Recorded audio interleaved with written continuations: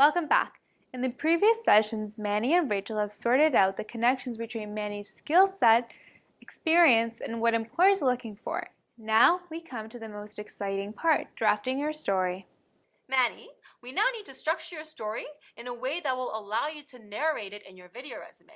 Having an effective and powerful story will be one of your key strengths when looking for career opportunities. How do I appeal to my audience? How do I make them interested? Very good question, and that is the right way to think. You always want to be thinking, what do my audience members want to hear? Yes, I don't want to say anything irrelevant or uninteresting. Very good point. Let's start with your life experiences. Earlier on, you mentioned that you moved from Colombia to Canada and how it was special to you. For sure, I want to include that in my introduction. The fact that I arrived in Canada at 7 years old and I'm fluent in both Spanish and English. Also, I lived in the United States for 5 years, which makes me a very adaptable person. Very good. And I also know that your unique experience as a roofer at a very young age will be worth including. You went through stress, both physically and mentally, and overcame it, which will grab good attention from your audience. That's true.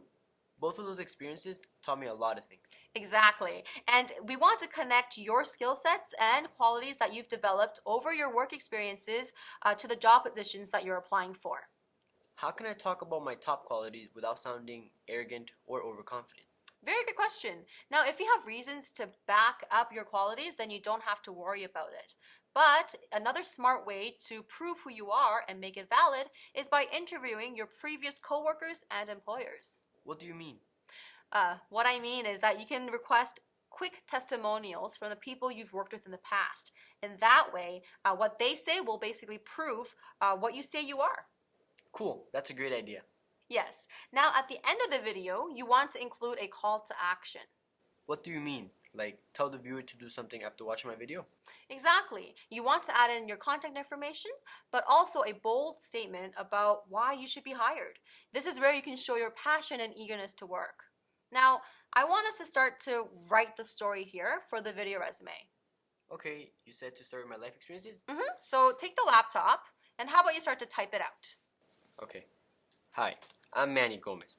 I arrived in Canada when I was 7 years old from Colombia. Okay, good start, but I would add that you are bilingual.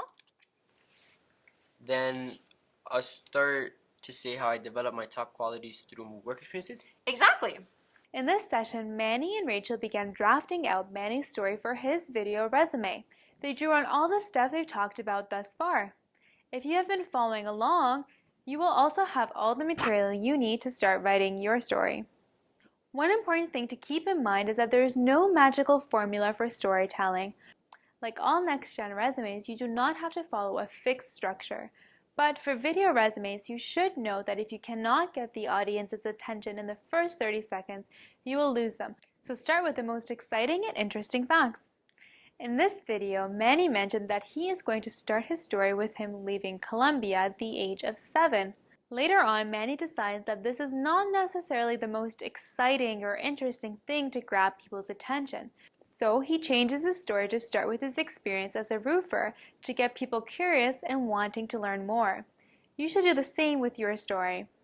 You can refer to the final worksheet to help you structure your story sequence in a logical way that flows well. But it's up to you to put in the creativity.